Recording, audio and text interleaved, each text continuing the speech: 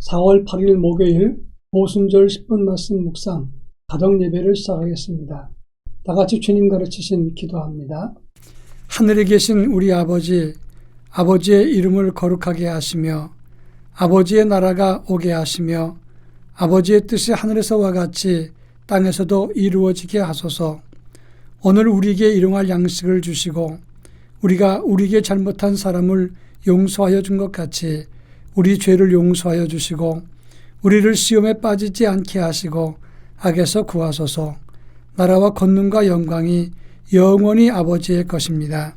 아멘. 찬송가 218장 내 마음과 정성을 다하여서 찬송가 218장을 부릅니다.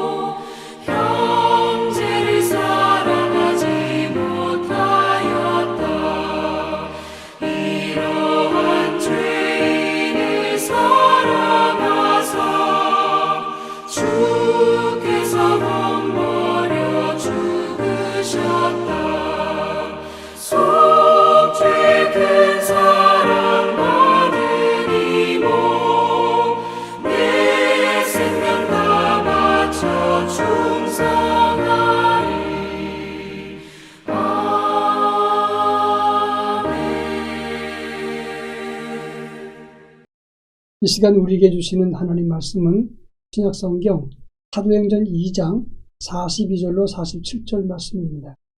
사도행전 2장 42절로 47절 말씀을 한 절씩 교독합니다. 제가 전체를 읽겠습니다. 그들이 사도의 가르침을 받아 서로 교제하고 떡을 떼며 오로지 기도하기를 힘쓰니라.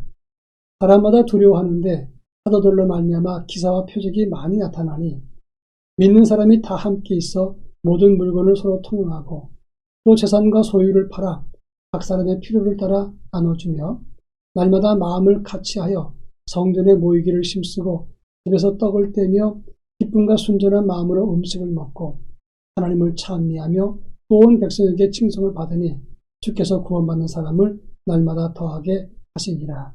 아멘.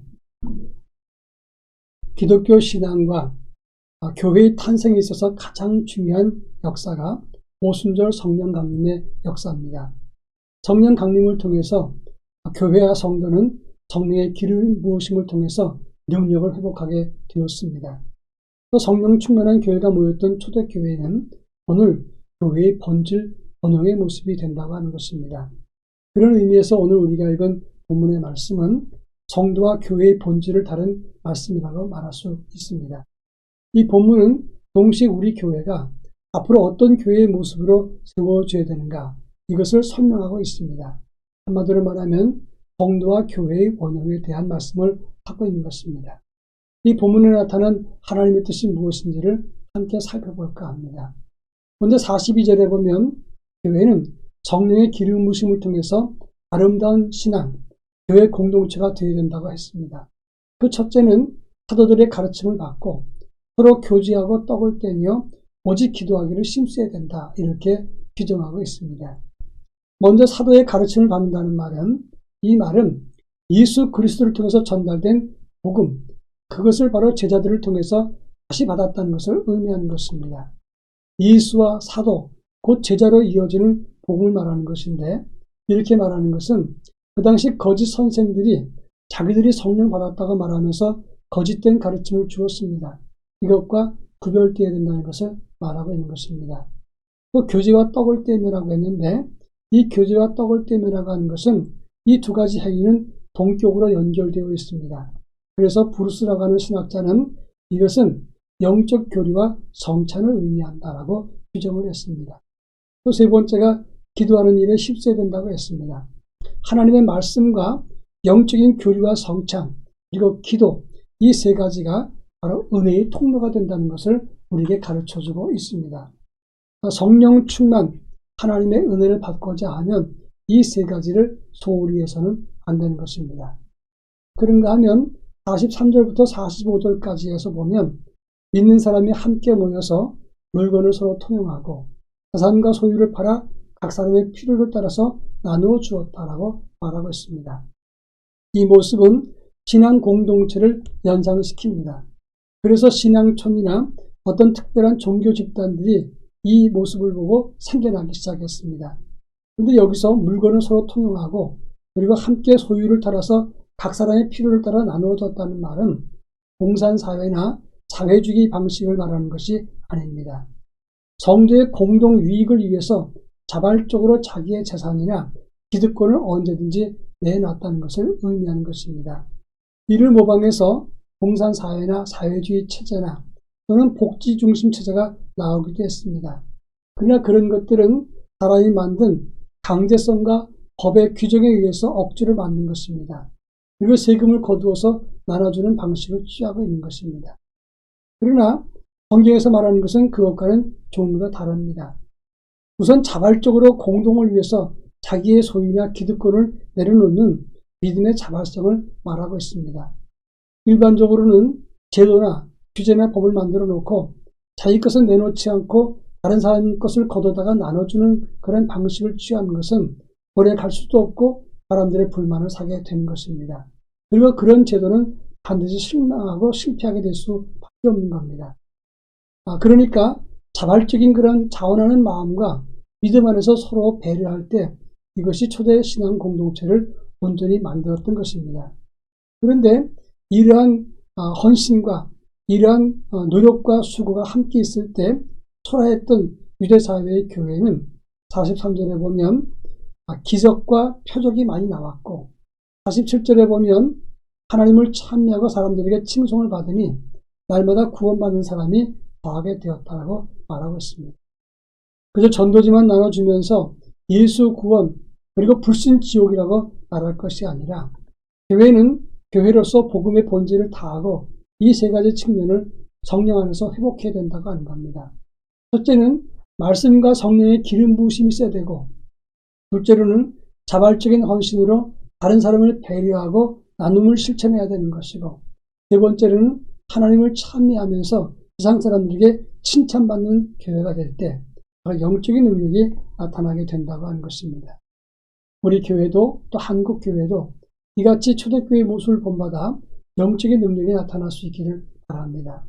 그것은 단순하게 그냥 구호에만 있는 것이 아니라 바로 세 가지 말씀과 성령의 기름 부으심, 자발적인 헌신과 배려와 나눔, 그리고 하나님을 찬미하면서 세상에서 존경받을 때 일어나는 그런 능력인 것을 기억하고 일에 전념하고 힘쓸 수 있기를 바랍니다. 다 같이 기도합니다. 우리 믿음과 교회가 성령의 기름 부으심이 넘치도록 기도해 주시기 바랍니다. 또 한 가지는 세상에서 칭송받는 교회로 기사와 능력이 가득한 교회가 되게 해달라고 기도할 수 있기를 바랍니다. 기도합니다.